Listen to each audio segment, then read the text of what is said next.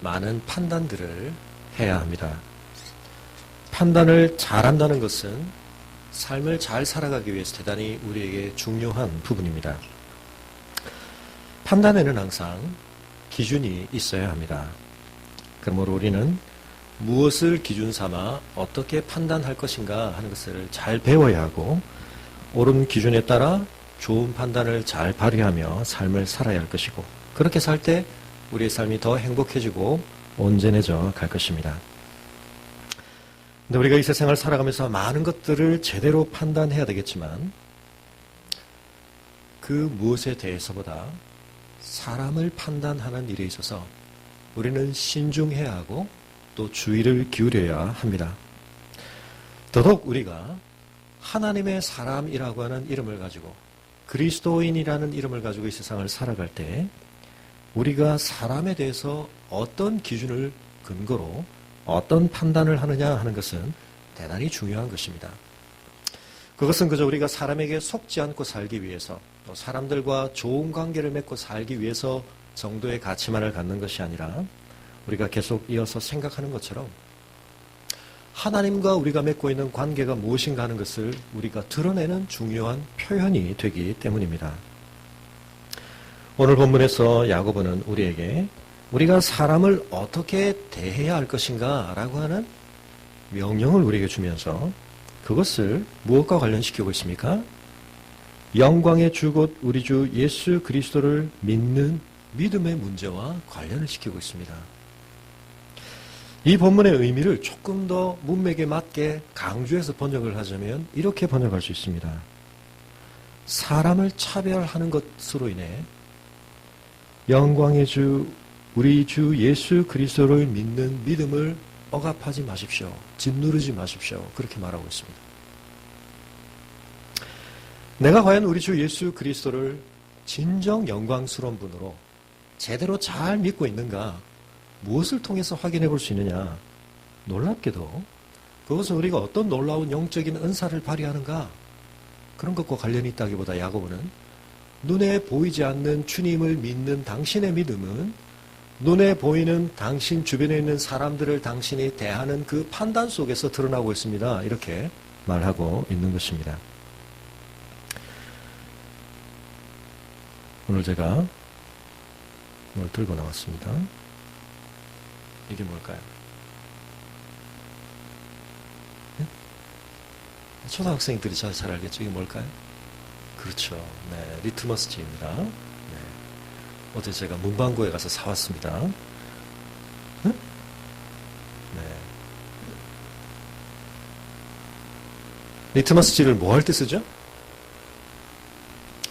네. 용액의 산성도를 측정할 때 씁니다. 네. 그래서 산성인 용액에 파란색 리트머스지를 넣으면 색깔이 어떻게 변할까요? 붉은색으로 변합니다. 염기성의 용액에 이 리트머스지를 넣으면 색깔이 어떻게 변할까요? 파란색으로 변합니다. 네. 옛날에 들었는데 다 까먹으셨습니까? 뭐가 뭐에 들어갔을 때 색깔이 어떻게 변하는지 혹시 까먹으셨습니까? 네. 그걸 뭐 꼭 기억하실 필요는 없습니다. 네. 한 가지 중요한 것은 이 리트머스 시험지라고 하는 것이 우리에게 대단히 중요한 정보를 하나 알려준다는 것입니다. 그것은 그 용액이 산성인지 염기성인지 그것은 우리가 눈으로 봐가지고는 쉽게 확인이 어려울 때가 많습니다. 물론 우리가 맛을 본다든지 다른 방식을 통해서 손을 넣어본다든지 다른 방식을 통해서 고통을 느껴서 알 수도 있겠지만 그렇게 알기 전에 뭔가 그것을 확인할 방법이 없을까? 이 리트머스지라고 하는 것은 그 용액의 산성도 또는 정도에 따라 반응을 어떻게 하는지에 대해서 우리에게 중요한 정보를 알려주는 표지가 되는 것입니다. 우리의 삶에서 이와 같은 표지는 대단히 중요합니다. 유용합니다. 우리는 그런 표지들을 그래서 잘 활용할 필요가 있습니다. 그런 문제들을 잘 판단하게 해주는 것은 대단히 중요한 정보에 속하는 것입니다. 과학의 발전에 있어서도 그런 부분은 대단히 중요하게 간주되어지는데요.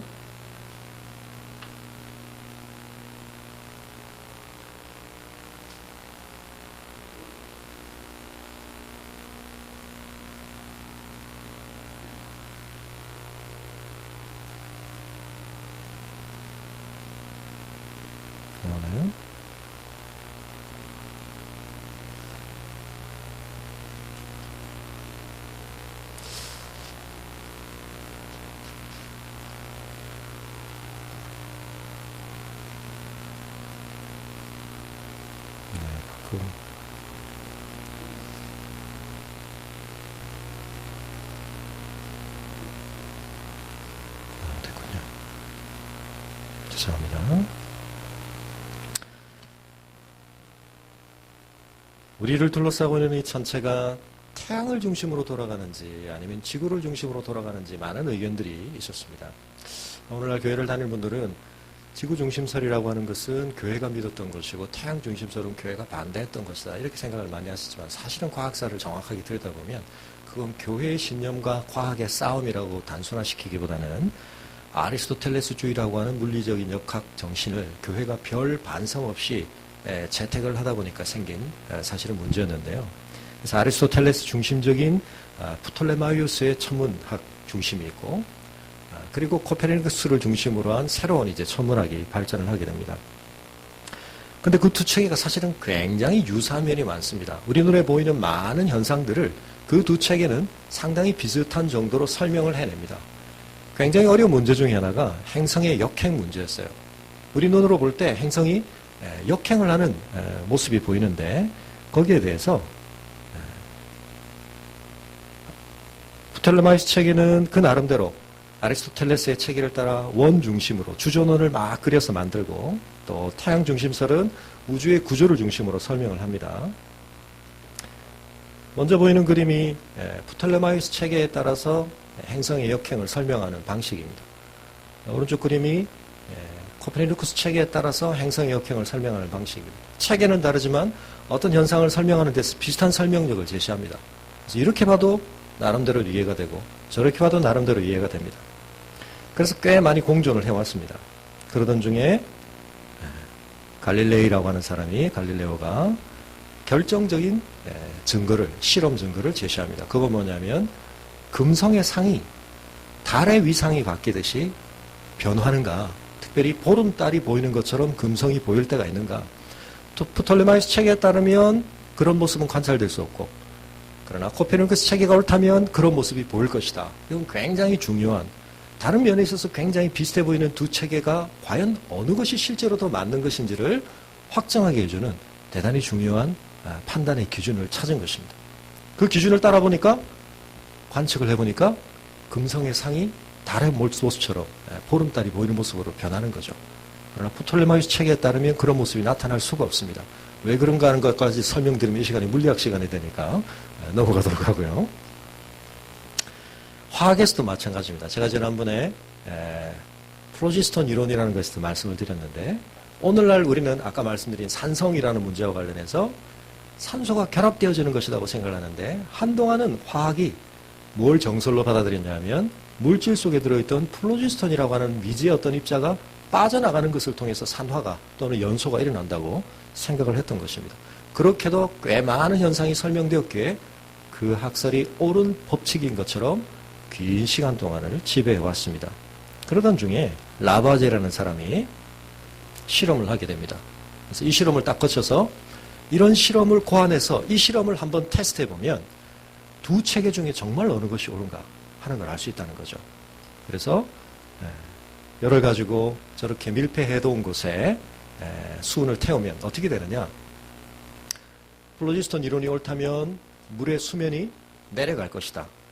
점점 안에 갇혀있던 플로지스톤이 기체로 빠져나오니까요. 그러나 그렇지 않다면 물이 표면이 올라갈 것이다. 어떻게 됐을까요? 물의 표면이 올라갔죠? 네, 올라갔습니다. 그래서 아하! 다른 문제를 볼 때는 이건지 저건지 비슷하게 다 설명을 해내기 때문에 잘 몰랐는데 이 실험을 한번 딱 하고 나니까 플로지스톤 이론이 틀렸고 실제로는 공기 중에 있는 산소가 결합되면서 산화 현상이 일어나는구나 라는 것을 알게 되었다는 것입니다. 자, 이런 설명을 드리는 이유는 이와 같이 때때로 우리가 잘 구별할 수 없는 것들 가운데에서 그것을 구별시켜주는 표지를 제대로 찾는 것은 굉장히 중요한 지식입니다.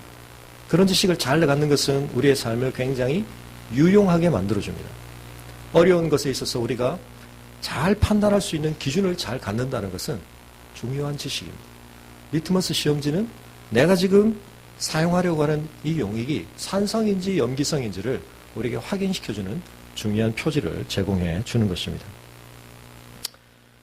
근데 여러분, 여기서 굉장히 중요한 것은 진정한 법칙, 자연세계 속에 있는 진정한 참된 인과관계라고 하는 것을 찾는 것이 그렇게 쉬운 문제가 아니라는 것입니다.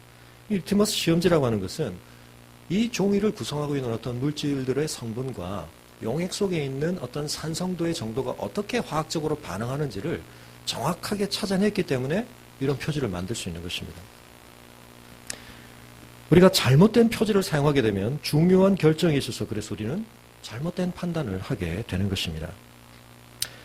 표면적이고 피상적이고 우연적인 관계를 심층적이고 본질적이고 필연적인 관계와 혼돈하게 될 때 우리의 판단들이 흐려지게 되고 우리는 잘못된 결정을 내리게 되는 것입니다. 조금 어려운 얘기일 수 있는데요.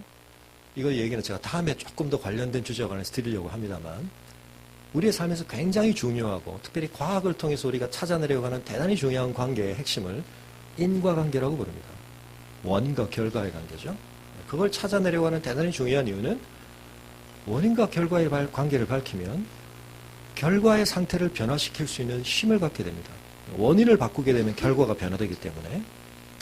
그래서 우리 인간에게 있어서 이 인과관계라는 것은 굉장히 중요한데 문제는 이 인과관계라는 것을 찾는 것이 그렇게 쉽지가 않습니다. 혼돈을 많이 하게 됩니다. 그래서 우리는 아직 충분한 지식이 발전되지 않았을 때 드러나는 현상만을 가지고 인과관계를 찾아 들어가기 시작합니다. 그래서 오늘날 굉장히 많이 쓰는 방법 중에 하나는 통계를 사용하는 것입니다. 우리 윤수인 자매가 통계를 열심히 연구하고 있는데 이 통계를 잘 사용하면 우리에게 드러난 관계의 두 변수들을 우리는 잘 따져서 그 속에 있는 좀 더 깊은 본질적인 인과관계를 찾을 수 있다고 생각을 하는 것입니다. 그런데 이걸 혼돈하게 되면 굉장히 큰 문제들이 발생합니다. 여러분 어느 섬의 원주민을 우리 나중에 원주민 중에 한 모습을 보게 될 텐데 원주민을 찾아갔더니 이 사람들이 이런 생각을 가지고 있는 것입니다. 사람 몸에 생기는 이가 있는데 이 아시나요? 이? 네, 이가 있는데 건강한 사람들에게 보니까 이가 많이 있는 거예요. 그리고 몸이 아픈 사람에게 보니까 이가 별로 없어요. 자, 건강함이라고 하는 변수와 이의 개수라고 하는 변수 사이의 관계를 만약 여기서 인과라고 생각을 해버리면 어떻게 될까요? 건강한 사람에게 이가 많다. 그런 상관을 분명히 찾을 수가 있습니다. 자, 이 상관을 인과라고 생각하면 어떻게 될까요? 사람이 아프면 어떤 방법을 쓸 수 있을까요? 이를 갖다 붙이게 되는 거죠. 이건 상관을 인과로 혼돈하는 잘못된 판단입니다. 이해가 되시나요? 거기에는 드러나지 않은 더 중요한 복잡한 뭔가가 있습니다. 밝혀져야 할 더 뭔가가 있습니다. 이가 그렇게 멍청하지가 않거든요. 이가 건강한 사람 속에 있어야 더 얻을 게 많다는 걸 압니다. 그래서 체온이라든지 여러 가지 변화를 통해서 이도 생존을 위한 방법을 터득하고 있는 거죠. 여러분, 기압계가 내려간다는 것과 태풍이나 비가 온다는 것은 항상 함께 일어나는 일이겠죠? 그죠? 상관되어 있는 일입니다. 그러나 이 둘이 인과로 연결되어 있다고 생각하면 어떻게 될까요? 비가 안 와서 힘든데 비를 오게 하기 위해서 어떻게 하면 되겠습니까? 어떤 방법을 썼든 기압계의 수치를 한번 내리면 되겠죠. 그러나 이건 두 현상 속에 있는 공통 원인을 파악하지 못할 때 우리가 잘못 내리게 되는 평가입니다. 한 가지만 더 할까요? 큰 도시의 중심부에 큰 대학병원이 하나 있습니다. 그리고는 그 도시 큰 주변에도 작은 병원들은 있습니다. 그런데 이 대학병원에 찾아온 환자들의 치료율과 이 환자들이 이 큰 대학병원을 중심으로 사는 거리 사이의 관계를 상관으로 따져봤더니 어떤 상관이냐면 이 큰 병원으로부터 먼 곳에 사는 사람일수록 이 병원에 와서 낫는 치료율이 낮은 거예요. 어떤 상관이 있습니까? 거리가 멀수록 치료율이 낮다는 상관이 분명히 발견이 되는 것입니다. 자, 근데 이걸 인과라고 생각하면 어떻게 하게 될까요? 나는 건강하게 살고 싶어. 어떻게 해야 되죠? 이 병원 근처로 이사를 와야 되겠죠. 집값이 올라가겠죠. 근데 여기는 이제 어떤 원인이 있을까요? 그 도시의 주변부에도 작은 병원들이 있습니다. 그러므로 작은 병이 걸렸을 때는 그 병원에 가서 치료를 받는 거죠. 그런데 그 작은 병원에서 치료할 수 없는 중병이 걸렸을 경우에 중심부에 있는 큰 대학병원으로 오는 것입니다. 다시 말하면 멀리 있는 사람들 중에 이 병원을 찾아오는 사람들은 이미 병의 정도가 중요한 사람들이 오는 것이거든요. 가까운 데 사는 사람들은 가깝기 때문에 이 병원을 찾아오는 거거든요. 이해가 되시죠? 자, 이런 면에서 굉장히 큰 문제들이 걸려 있습니다. 그래서 통계라고 하는 것이 상관을 파악하는 데 있어서는 굉장히 중요한데 파악된 상관이 꼭 인관은 아닙니다. 조금 다른 문제이긴 하지만 여러분 대선과 관련해서 미국 대선에서 통계와 관련해서 엄청난 일이 한번 일어났었죠. 출구조사를 했는데 어떻게 됐습니까? 네, 부시 대통령의 출구조사와 실제 결과가 달랐습니다. 그래서 뭐 이거 음모다 뭐 난리가 났었는데 이건 굉장히 쉽게 이해할 수가 있습니다. 예, 죄송하지만 여러분 중에 나가수라는 프로그램을 안 보시는 분이 계실 텐데 뭐 안 보셨는데 굳이 일부러 목사님이 언급하니까 좋은 프로그램인가 보다 뭐 일부러 보실 필요는 없고요.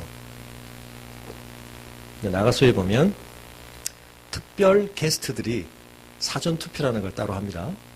그리고는 전체 구경을 한 분들이 나중에 따로 투표를 하는데 이 투표율의 차이가 이제 발생하는 경우들이 있습니다. 그 이유는 뭐죠? 그 작은 무리가 전체 의견을 대변하는 데 있어서는 조금은 특수함을 가졌기 때문에 그럴 수가 있는 것입니다. 앞서 말씀드린 것처럼 미 대선 때 사실은 출구조사를 받는데 출구조사에 참여하는 사람들이 이미 나름의 선택을 한 것입니다. 조금은 보수적인 의견을 가진 사람들이 의견 반영을 많이 안 했습니다. 조사에 참여하고 싶지 않아. 젊은 사람들이 막 조사를 하고 이러니까 조금 더 나이 드신 분들이 보수적인 분들이 그러면 이미 조사된 집계가 실제 모집단의 상태하고는 상당히 다른 표본이 모아지게 되는 거죠. 이 정도 얘기만 해도 굉장히 머리가 아프신 분들이 계실까 봐 정리를 하겠습니다. 중요한 건 우리는 삶의 표면적인 것을 통해서 아는 것을 가지고 한편은 심층에 있는 것을 알고 싶어 합니다. 그런데 그걸 제대로 잘 찾아냈을 경우에는 그건 굉장히 유용한 것입니다. 중요한 도움이 됩니다. 리트머스 씨는 굉장히 중요한 도움이 됩니다. 그러나 그걸 잘못 파악해내게 되면 심각한 문제가 일어나게 되는 것입니다. 그런 점에 있어서 환원주의라고 하는 것을 우리가 어떻게 판단하고 잘 사용해야 되는가 여러분에게 좀 말씀을 드리겠는데요. 이건 제가 지난번에도 보여드린 적이 있는 그림이기 때문에 뭐가 보이시죠? 네, 단란한 가족의 모습이 보입니다. 그죠? 근데 점점 확대를 해가면 어떻게 됩니까? 뭐가 보이시죠? 네, 세 색깔의 점의 조합이 보이죠? 네, 오직 세 가지 색깔. 네, 세 가지 색깔만으로 이 모든 것을 만들어낼 수가 있습니다.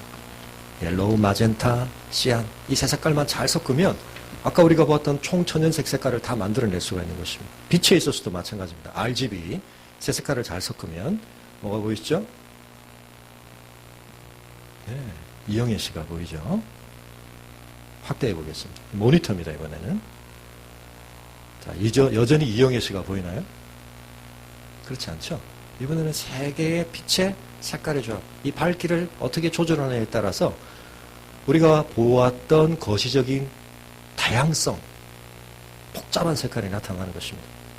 이게 이제 원자론에 깔려있는 굉장히 중요한 전제입니다. 겉으로 볼 때는 굉장히 복잡하고 그리고 다양해 보이지만 그걸 환원시키면 굉장히 단순한 몇 가지의 조합 가지고 그 모든 것들을 만들어낼 수 있고 설명할 수 있다. 이런 생각들이 우리에게 굉장히 분석적인 사고를 많이 하게 합니다. 아, 크고 복잡한 걸 쪼개자, 단순화시키자. 다른 거는 제쳐버리고 어떤 것만을 주목해서 보자. 그리고 그걸 잘 파악하면 복잡하고 큰 것에 대해서도 우리가 옳은 판단을 할 수 있다. 그럴 수 있는 부분도 있습니다. 그리고 우리가 그런 지식을 활용해서 굉장히 많은 것을 얻고 있습니다. 근데 주의할 것이 있습니다. 이 판단을 잘못하거나 그렇게 해서는 안 되는 영역에 그런 사고를 적용하게 될 때 심각한 문제가 일어나는 것입니다. 오늘 제가 말씀드리려고 하는 이 내용이 너무 중요하기 때문에 제가 사전 서론이 길었습니다. 오해대한 건가요? 여러분, 사람을 환원주의적으로 판단하면 안 됩니다. 사람은 대단히 복잡한 존재입니다. 중요한 존재입니다. 우리가 살아가는 세상이 이런 방식의 지식들을 확장하고 우리가 그러한 지식들을 활용하면서 얻는 유용성에 대한 우리가 장점을 중요하게 생각하는 것은 좋은데 우리가 그 지식을 잘못 발휘했을 때 생길 수 있는 문제를 모른 채 그 지식의 패턴들을 우리의 삶의 모든 영역으로 무차별 확장하게 되면 심각한 문제가 일어나게 되는 것입니다. 이것도 제가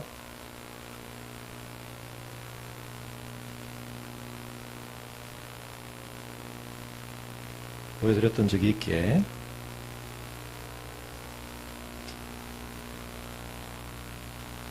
오늘은 사진으로만 좀 설명을 드리겠습니다.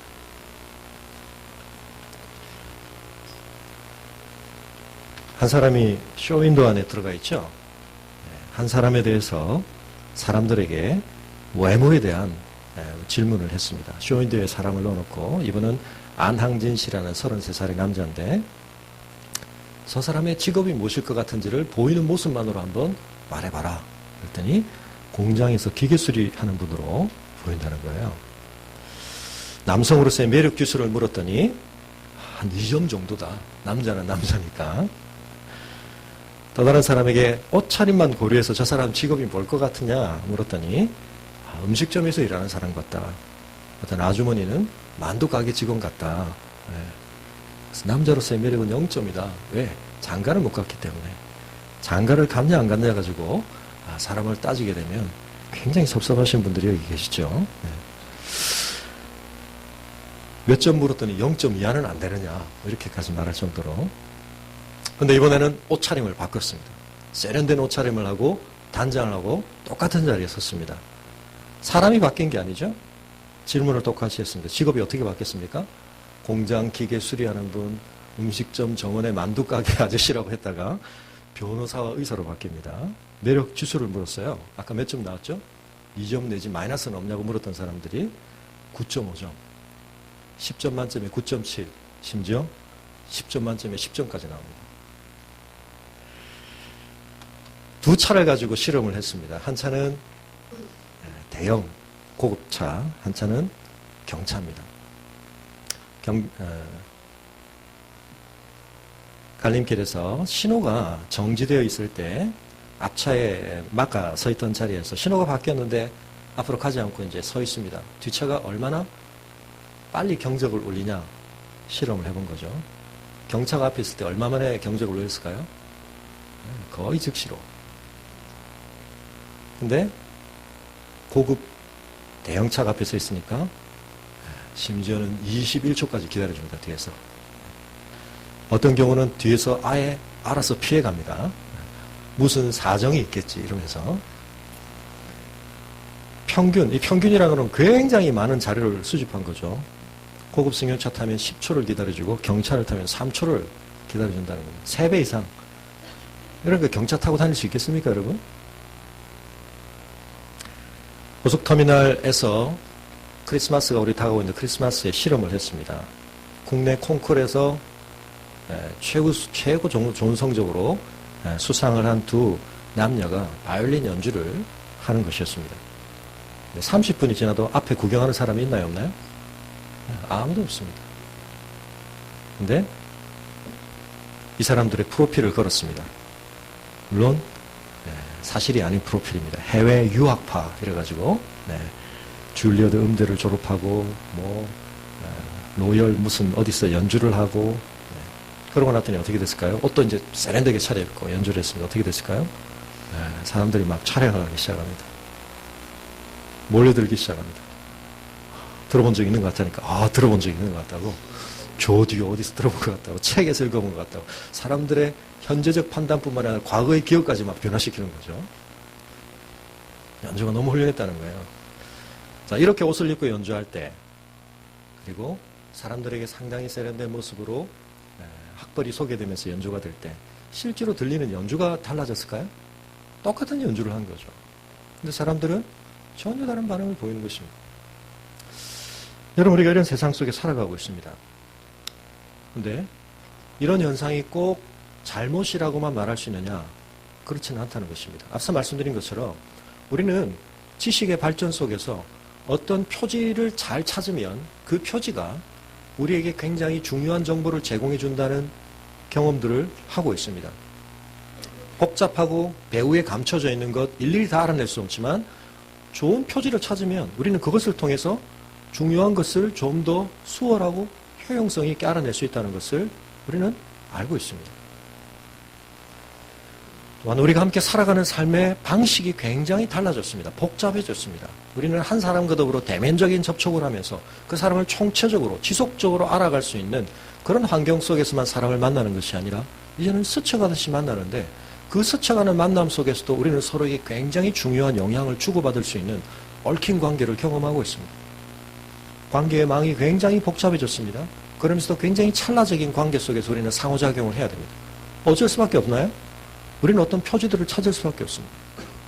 그걸 가지고 그 사람을 판단하는 것이 그렇지 않을 때보다 유용할 때가 많은 것입니다.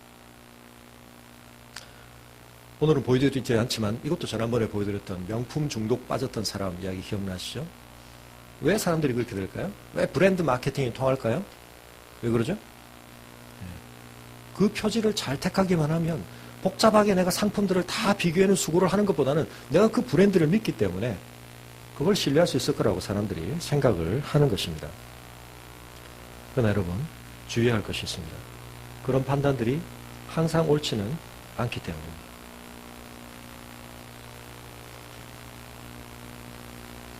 여러분에게 광고를 좀 보여드리겠습니다.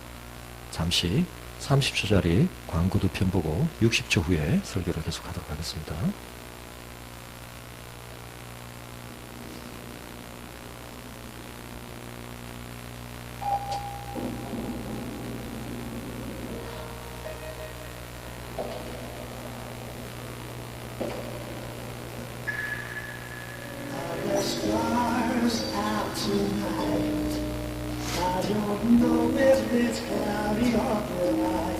당신이 사는 곳이 당신을 말해줍니다.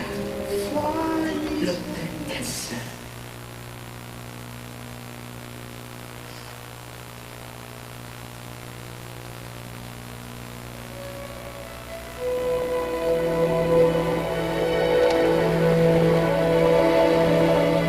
뭘까? 저 섬의 주인은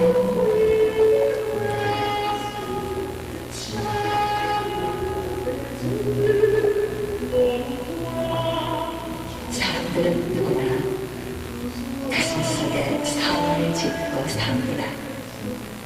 롯데. 혹시 이 자리에 지난번에 제가 수요예배 때도 잠깐 썼던 영상인데, 롯데건설 관계자가 계시면 대단히 죄송하게 생각합니다. 뭐 제가 특별히 롯데건설에 악한 심정이 있거나 그런 건 아닌데, 한 번은 멘트로 또 한 번은 자막으로 처리가 됐는데, 중요한 카피 문구가 뭡니까? 당신이 사는 곳이 당신이 누구인지 말해줍니다. 네. 우리가 이제 이런 세상 속에 살고 있는 거죠. TV를 볼 때는 이런 광고가, 그리고 이런 광고 속에 깔려있는 관점들이, 생각의 씨앗들이 우리도 모르게 우리에게 들어오게 되고 우리에게 영향을 미칩니다. 한편은 맞죠. 우리가 어디에 사는가가 우리에 대해서 말해주는 바가 있습니다. 뭘 말해주나요? 그 사람의 경제적인 능력을 말해줄 수 있고, 주거에 대해서 그 사람이 가지고 있는 취향을 말해줄 수 있습니다. 근데 중요한 건 그것이 너무 일반화된다는 것이 문제입니다. 당신이 누구인지에 대해서 어떤 부분을 말해줍니다가 아니라 당신의 거의 모든 것을 말해줍니다 인 것처럼 지금 광고가 들리잖아요. 당신이 어디에 사는가 하는 것이 당신의 본질을 말해줍니다. 당신의 존재 가치를 말해줍니다 처럼 들리잖아요. 여러분, 이게 문제입니다. 우리는 거기에 동의할 수 없습니다. 사람을 그런 기준으로 판단하고 재는 것이 얼마나 위험할 수 있는지에 대해서 우리는 분명히 생각을 해야 하는 것입니다. 잘못 설정된 판단의 기준이 우리의 삶에 얼마나 심각한 문제들을 일으키는지 우리는 기억할 수 있어야 하는 것입니다. 굉장히 안타까운 모습을 한 어린이의 모습이 보입니다. 단지증이라고 불리는 기형아인데요. 이런 기형아이들이 출생하게 된 중요한 이유는 하나의 약 때문이었습니다. 탈리도마이드라고 하는 약인데요. 1957년쯤에 독일에서 만들어진 약입니다. 한 60년대 초반까지 판매가 됐는데 주로 독일하고 일본에서 많이 판매가 되었습니다. 주로 임산부들의 신경안전제 정도로 사용이 되었었는데, 이 약을 처음 판매할 때 이 약은 동물 실험 결과 부작용이 전혀 없는 것으로 확인된 기적의 약으로 알려졌습니다. 그러면서도 임산부들의 그 문제들을 해결해 주는 약이니까 얼마나 좋은 약이었겠습니까? 근데 문제는 이 약을 복용한 뒤 한참 뒤에 문제가 나타나기 시작했습니다. 그런 임산부들이 실제로 아이들을 출산했는데 아이들이 기형아로 태어나기 시작한 것입니다. 일본과 독일에서 이 약이 굉장히 많이 팔렸는데 일본과 독일 쪽에 이 문제를 가진 아이들이 많이 났습니다. 미국 FDA에서 이 수입을 할 거냐 말 거냐를 결정하는 한 결정을 가진 여성이 동물 실험 결과에 대해서 약간의 문제를 제기하며 수입을 보류했습니다. 그 바람에 이 여성은 일약 스타가 됐습니다. 기준이 지금 충분하지 못하다. 그러나 어떤 나라들은 동물 실험에서 아무 부작용이 없었다면 통과 괜찮다. 이 약을 먹어서 생긴 기형아들은 엄청난 아픈 사건이었지만 이 사건 덕분에 동물 실험을 통과한다는 것과 인간에게 그것을 적용한다는 것 사이에는 좀 또 다른 깊은 고려가 필요하다는 것을 우리가 중요하게 받아들이게 되었습니다. 올해 8월 마지막 날에 이 약을 처음 판매했던 독일 제약회사 CEO가 50년 만에 처음으로 공식 사과를 했습니다. 물론 이 약은 아직도 다른 용도로 좀 쓸 수 있다. 그래서 한센시 병이나 뭐 암 치료에 유용할 수도 있다. 근데 또 최근에는 무슨 또 심근경색을 일으킨다. 여러 가지 논란이 있습니다만 중요한 것은 여러분 오늘 우리가 어쩔 수 없이 동물 실험을 통해서 안전을 확인할 수밖에 없지만 동물을 다 통과했다고 해서 그 속에서 아무 문제가 나타나지 않았다고 해서 그것이 인간에게도 아무 문제가 없을 수 있다? 주의가 굉장히 필요한 것이죠. 여러분 우리의 삶 속에 나도 모르게 검열하지 않고 받아들인 많은 것들, 많은 기준이 여러분 삶을 하나님의 관점에서는 기형으로 만들 수 있다는 사실을 기억하시기 바랍니다. 그 정도면 괜찮지. 세상에 많은 사람들이 그렇게 생각하니까 여러분 그렇게 생각하고 약이라고 생각하고 드셨는데 그것이 여러분의 영혼 속에서 하나님의 백성다운 삶이라고 하는 아름다운 열매를 맺는 데 있어서 심각한 문제를 일으킬 수 있다는 것입니다. 우리의 삶에 반드시 맺혀야 할 풍성한 열매들을 맺지 못하게 하는 우리의 건강한 팔이 있어야 되는데 영적 활력이 있어야 되는데 다 빼앗길 수 있다는 것입니다. 주의하시기 바랍니다. 우리는 어쩔 수 없이 세상에 속해 살아가고 있습니다. 많은 사람들이 그런 흐름 속에 살고 있습니다. 여러분 잊지 마십시오. 하나님은 우리에게 말씀하십니다. 너희가 정말 나를 주라고 고백하는구나. 내가 너희들에게 진정한 영광의 기준이냐? 그렇다면 너희는 세상 사람들처럼 똑같이 살아서는 안 된다. 세상 사람들이 사람들을 보며 가지는 판단의 기준대로 판단하며 살면 안 된다고 말씀하십니다. 야고보는 한 예를 듭니다. 회당에 한 사람이 들어왔다. 금가락지를 끼고 아름다운 옷을 입은 사람이 들어왔다. 또 한 사람이 들어왔다. 남루한 옷을 입은 가난한 사람이 들어왔다. 사람들이 아름다운 옷을 입은 사람은 눈여겨보고 여기 좋은 자리에 앉으십시오라고 안내를 하지만 가난한 자에 대해서 당신이 거기 서 있든지 발등상아리에 앉든지 알아서 하세요. 세상에서 이런 장면이 벌어지는 건 어쩔 수 없습니다. 그런데 하나님의 사람들이 모인 곳에서 이런 일이 벌어지면 그것은 뭐라고요? 우리가 뭔가를 부인하고 있다는 것입니다. 뭘 부인한다고요? 너희들이 입술로 고백한 그거. 십자가에 오기까지 낮아지셨고 겸손히 우리를 섬겨주심으로 세상에서는 모욕당하시고 오히려 저주받은 자로 여겨질 만큼 고난을 당하신 그분 속에서 하나님의 영광의 일이 성취되었고 그 안에서 우리를 향한 하나님의 놀라운 은혜가 부어졌다는 사실을 복음으로 믿는다고 너희가 말하면서 너희의 삶 속에서 이런 모습이 나타난다면 글쎄라는 것입니다. 너희의 믿음에 대해서 다시 한번 생각해 보자는 것입니다. 사랑하는 성도 여러분, 여러분 사람들을 바라볼 때 어떤 관점으로, 어떤 기준으로 바라보고 계십니까? 너희가 사람들을 차별한다면 그것은 악한 생각으로 판단하는 자가 되는 것이고 중요하게는 하나님 앞에 죄를 범하는 것이라고 말씀하고 있습니다. 아니 그게 그렇게 심각한 문제입니까? 맞습니다. 심각한 문제입니다.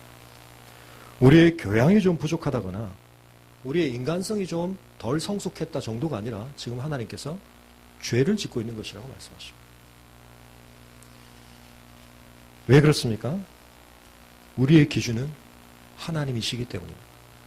우리의 삶에서 가장 중요하게 고려돼야 될 기준은 세상 사람들이 표면적으로 피상적으로 파악한 어떤 변수들과의 관계에서 찾아낸 함수관계가 아니라 하나님이 우리에게 계시로 주신 그 법을 따라 우리는 판단해야 되기 때문입니다. 그 법은 무엇입니까? 사랑의 법입니다. 하나님을 사랑하되 어떻게 사랑하라고요? 마음과 뜻과 목숨과 정성과 힘을 다해. 이웃을 사랑하되 어떻게 사랑하라고요? 내 몸처럼. 여러분, 우리가 그런 법의 적용을 받고 그 법을 따라 살도록 부름받은 자들이라는 사실을 잊지 마시기 바랍니다. 왜 우리는 그 법을 따라 살아야 합니까? 하나님께서 그 법의 기준과 수준대로 우리를 대해 주셨기 때문입니다. 신약 성경에서 오늘 이 야고보서에 나타나는 차별한다라는 이 표현, 이 동사로는 여기만 등장하고 야고보서 2장 9절에.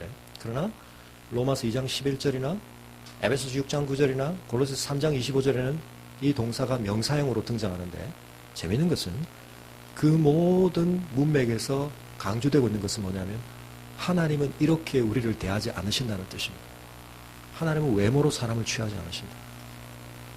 너희가 그 하나님에 의해 진리로 나음받은 하나님의 자녀라면, 그리고 너희가 그런 하나님께서 베풀어 주신 은혜와 사랑으로 거듭난 자라면, 그리고 그렇게 변함없이 회전하는 그림자도 없이 늘 그와 같은 방식으로 존재하시는 그분을 믿음으로 연결된 자라고 한다면 너희 안에서 그분의 모습이 반드시 나타나야 한다는 것입니다.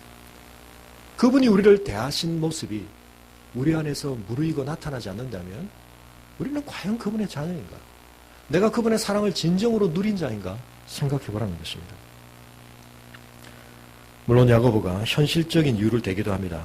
아니, 너희들의 현실에서 가난한 자들과 부한 자들 중에 누가 너희들을 더 실제적으로 억압하더냐? 실제 초대교회 상황 가운데서 그런 일들이 많이 벌어졌던 것 같습니다. 물론 여기서 야고보가 부한 자 모두를 도매급으로 부정적으로 처리하는 것은 아닙니다. 그러나 그런 상황들이 더 많지 않느냐는 것입니다. 현실적으로 생각해 보라는 것입니다. 물론 성경에서 부유한 자들에 대해서 긍정적으로 우리가 여길 만한 사람들 많이 있죠.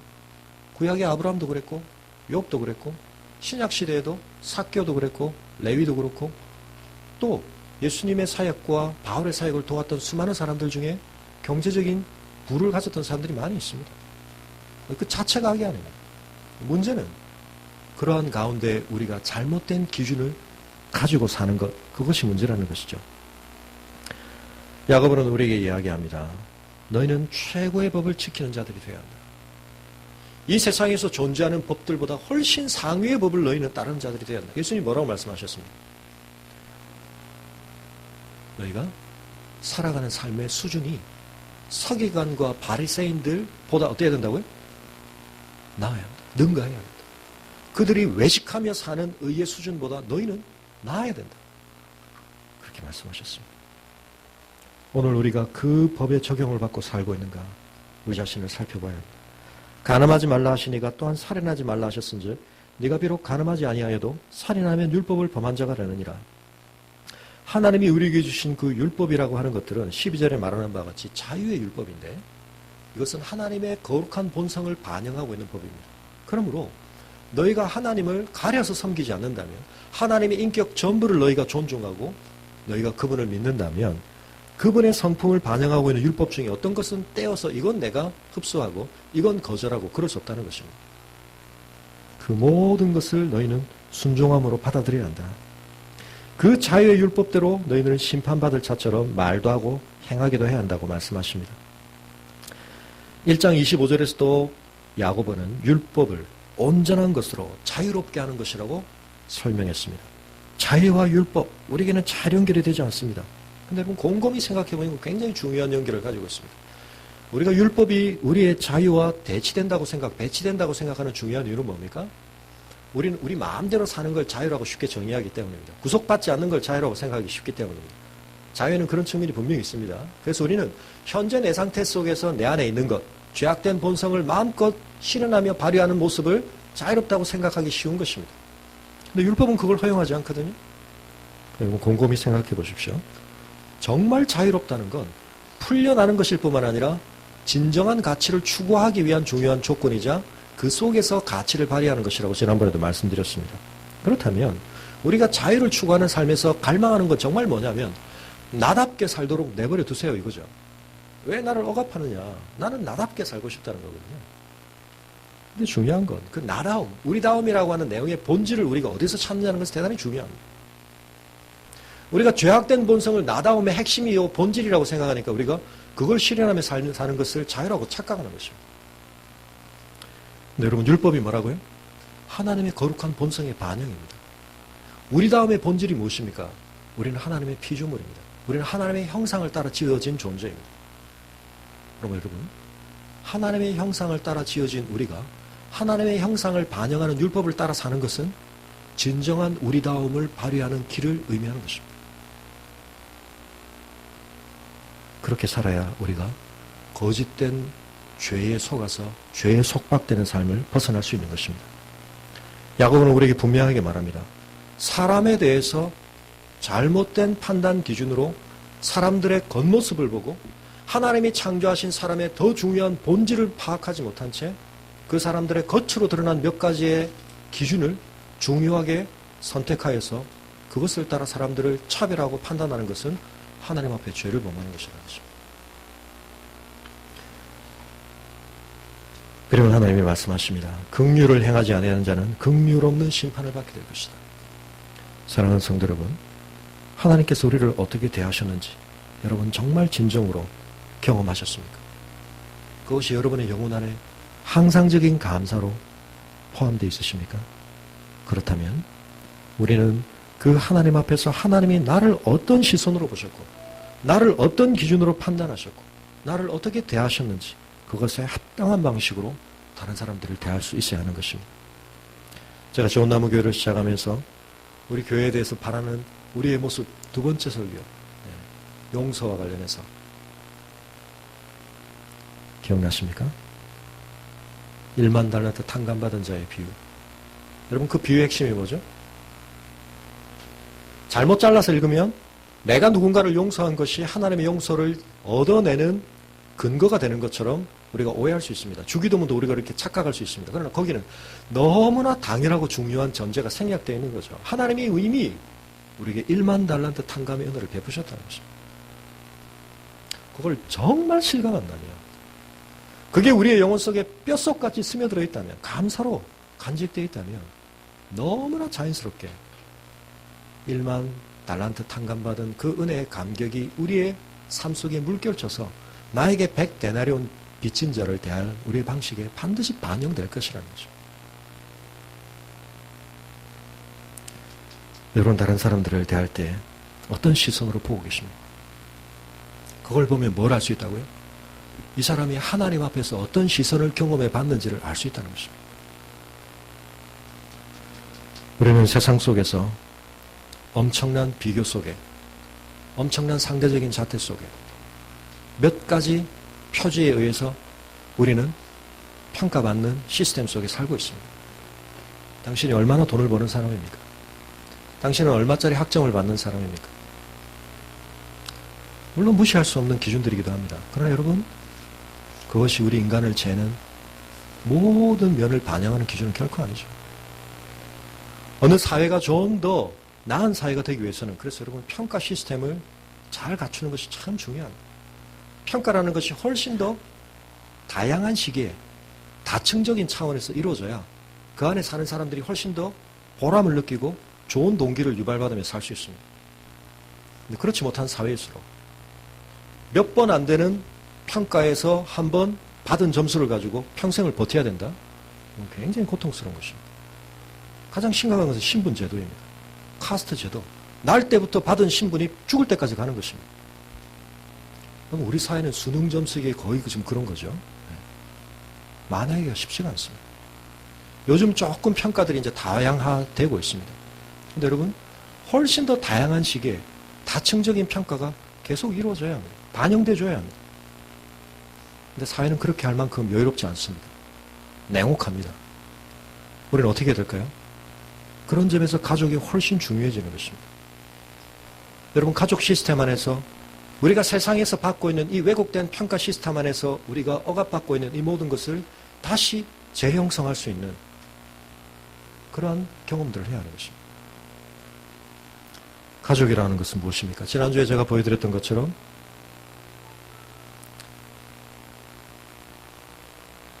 에드워드 오바라의 가정, 우리 사회 속에서 왜 이 사람들의 모습이 그렇게 사람들에게 감동을 줍니까? 우리가 한편은 그게 너무나 필요하다는 걸 알고 있거든요. 그러나 아무도 우리를 그렇게 대하지 않을 거라는 것도 우리가 너무 잘 알고 있거든요. 누가 우리가 43년간 식물인간으로 누워있는데 누가 우리를 그렇게 챙겨주겠습니까? 가족이니까 하는 거죠. 아니, 가족도 그렇게 못한다는 걸 우리가 솔직히 알고 있거든요. 사랑하는 성도 여러분, 그런 점에서 교회는 달라요. 교회가 이 점에 있어서 다르지 않으면 우리는 복음의 능력을 나타낼 수 없습니다.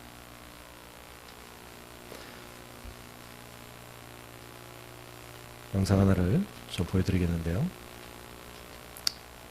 SBS에서 요즘 이 자본주의와 관련된 여러 이 비판적인 다큐멘터리들이 많이 나오고 있습니다. EBS에서도 나오고 뭐 KBS도 만들고 했는데 SBS에서 최근에 4부작으로 지금 주일 저녁마다 방영을 하고 있는데 여러분 지금 자본주의가 끝까지 가다 보니까 지금 생기는 파생적인 심각한 문제들을 우리가 보고 있지 않습니까? 미국에 지금 5명 중에 1명의 아이들이 굶고 있고 심각한 일들이 일어나고 있죠. 여러분 우리가 돈이라고 하는 게 더 이상 지금 옛날처럼 가치를 저장하고 교환하는 수단 정도가 아닙니다. 지금 돈과 관련해서 아무도 지금 컨트롤하지 못하는 이 복잡계 시스템 안에서 심각한 문제들이 발생하고 있어요. 아무도 지금 통제를 못합니다.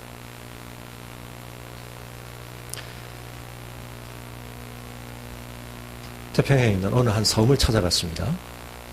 GPS에서 잘 안 나오는, 지도에도 안 나오는, 섬에서도 들어가는데 한참을 돛담배를 타고 들어가야 되는 섬에 들어갔는데 이 취재진이 한 달을 취재하고 나오는 날 이런 모습이 벌어졌다고 합니다.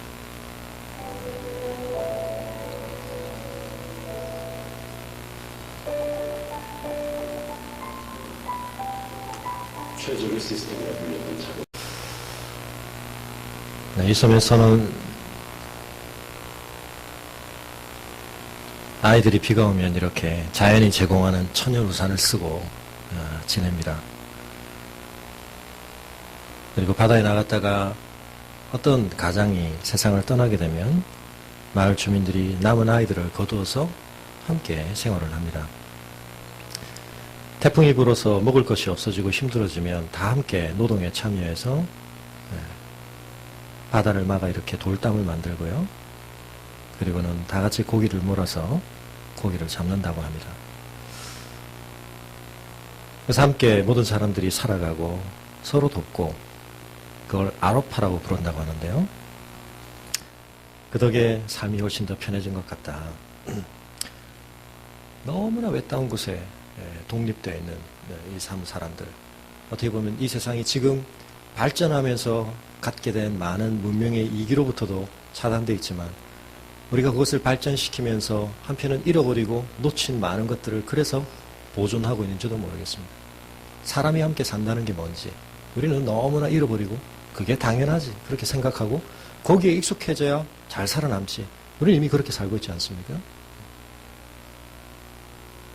그런 우리의 모습에 대해서 새로운 가능성을 보여주고 있다. 그렇게 말하고 있습니다. 저런 섬에 사는 사람들이 우리가 생각하는 것보다는 너무나 행복해 보이지 않습니까? 아무 걱정도 없어 보이죠. 그러나 그렇다고 저희 가서 살려고 그러면 사시겠습니까, 여러분?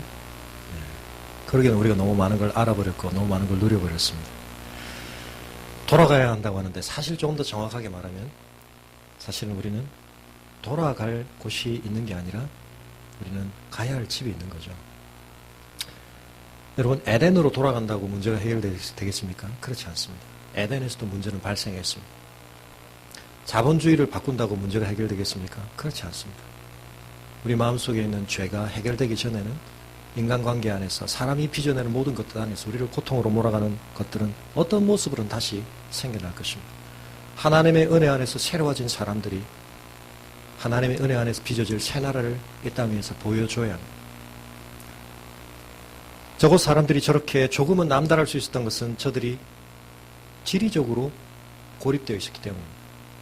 근데 하나님은 말씀하십니다. 영적으로 구별된 삶을 사는 사람들이 이 땅 위에 뭔가를 보여줘야 한다고 말씀하십니다. 세상으로부터 받는 영향에 대하여 하나님의 은혜로 말미암아 새롭게 그것을 걸러내고 재형성해내고 새로운 삶의 모습을 보여주는 사람들이 이 땅에 출현해야 한다고 하나님은 말씀하십니다. 어떻게 사는 것이 정말 제대로 사는 것인지 보여주는 사람들이 출현해야 한다고 말씀하십니다. 하나님의 참 생명과 은혜와 사랑을 맛본 자들이 그 긍휼의 율법에 적용을 받는 사람들이 그 사랑의 율법을 따라 사는 사람들이 어떻게 사는지를 제대로 보여줘야 한다고 하나님 말씀하고 계십니다. 오늘 밤 11시 5분에 SBS에서 마지막 4부를 한다고 합니다. 관심 있는 분들은 보시고요. 여러분, 야고보는 우리에게 말합니다. 진정한 부유함이 어디 있는지 알아야 한다. 세상적 관점에서 가난한 자를 오히려 하나님은 어떻게 하신다고요? 믿음에 있어서 부유케 하신다고 말씀하고 있습니다. 여러분, 진정 부유함을 누리고 계십니까? 물론 우리가 세상적인 관점에서도 우리가 필요한 것들을 얻고 사용할 수 있는 능력 갖는 것 대단히 중요합니다. 그러나 우리의 본질을 그러다가 잃어버리지 않도록 우리 더 중요한 본질은 하나님 안에서 우리에게 주어지는 것입니다. 하나님은 세상이 우리를 어떻게 평가하는지와 관계없이 변함없이 우리의 존재 가치를 인정해 주시고 평가해 주시는 겁니다. 그 하나님께 믿음으로 온전히 연결되어 있는 자만이 이 땅 위에서 요동치는 이 세상 안에서 여러분 변함없는 부유함을 가지고 참된 행복을 누리며 살 수 있다고 말씀하십니다. 하나님이 장차 주실 약속의 나라를 상속받게 된다고 말씀하고 계십니다. 우리가 이 부유함을 가지고 있어야 이 세상에서 우리가 꿋꿋하게 살 수 있습니다. 다르게 살 수 있습니다. 제대로 살 수 있습니다. 우리가 어쩔 수 없이 사람들과 얽혀 살다 보니까 여러분 나도 모르게 변질됩니다. 나도 모르게 영적인 기형아가 됩니다. 나도 모르게 엉뚱한 기준들을 가지고 살게 됩니다. 그게 편합니다. 그게 유용합니다. 그게 필요하기까지 합니다. 그러나 여러분 주의하시기 바랍니다. 더 중요한 본질을 우리가 잃어서는 안 됩니다. 하나님 안에 우리의 진정한 부유함이 있음을 다시 한번 기억하며 우리 가운데서 그 은혜가 물결치고 그 은혜가 역사하고 그 은혜가 드러나는 공동체, 그러한 우리 개인의 삶을 우리가 다시 한번 하나님 앞에 기대하고 꿈꿀 수 있기를 바랍니다. 우리가 첫 해를 보내면서 우리가 온가족 캠프를 보내면서 제가 사실은 작지만 약간은 모험적인 제안을 드렸었는데 우리가 캠프에 참여하는 비용을 우리가 산술적인 평균으로 회비로 내지 말고 각자가 허락되는 만큼 우리가 함께 내봅시다. 그래서 회비를 내는 데 있어서의 기준을 각자의 형편에 따른 자원함에 우리가 맞췄는데 놀랍게도 우리가 필요로 했던 예산을 정확하게 채우고도 넘게 이루어졌습니다. 요즘 뭐 게임 이론을 잘 아시는 분들은 잘 아시겠지만 죄수의 딜레마라든지 공유주의 비극이라든지 고정경제학이 가정하는 인간, 자기 이익에 철저하게 계산을 잘하고 그대로 판단하고 각자 개인이 그 판단을 제대로 하면 가장 최선의 결과를 우리가 얻을 수 있을 것이다. 그렇지 않다는 상황들을 우리가 많이 보고 있습니다.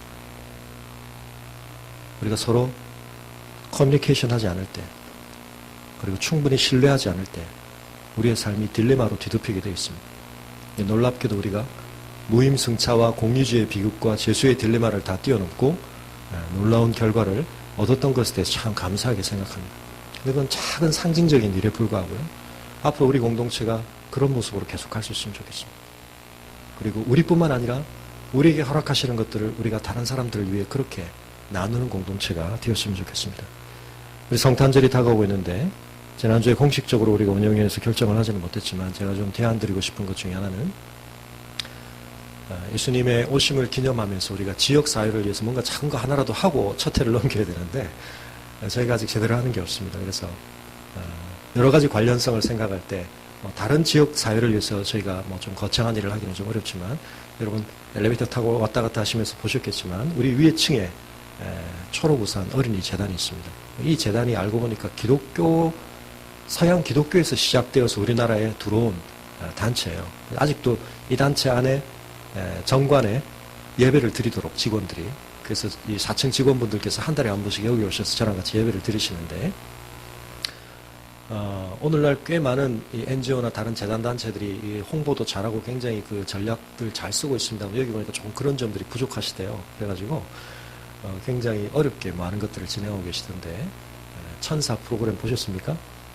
그래서 우리 경기도 성남 일대에 있는 어린아이들의 삶의 질을 향상시키기 위해서 학교 폭력이라든지 또 경제적인 어려움이라든지 여러 가지 문제들을 해결하기 위해서 수고하시는 이 재단의 사역을 우리가 아기 예수님이 오신 그 기념을 우리가 축하하는 의미로서 우리가 함께 좀 참여하면 어떨까 생각을 하고 오늘 공식적으로 아마 운영위원회에서 제가 다시 좀 자세한 말씀을 드리겠지만 그래서 다음 주에 뭐 이거는 의무는 아닙니다. 자발적입니다. 그래서 초록우산에 우리 후원을 하는 일에 우리 교회가 좀 함께 참여하는 것을 가장 가까운 곳에서 우리가 연결할 수 있는 선교의 프로그램이라고 생각을 합니다. 그러나 그 이외에도 우리가 하나님께서 우리 안에 주시는 진정한 부유함을 가지고 섬기고 나누고 또 우리 가운데서 세상이 우리 안에 차별화시키려고 갖다 놓은 많은 벽들을 넘어서며 서로를 부욕해 하며 하나님의 기준과 관점으로 서로를 자유케 해주며 서로의 세상 속에서 인정받지 못하는 진정한 가치들을 우리가 확인시켜주며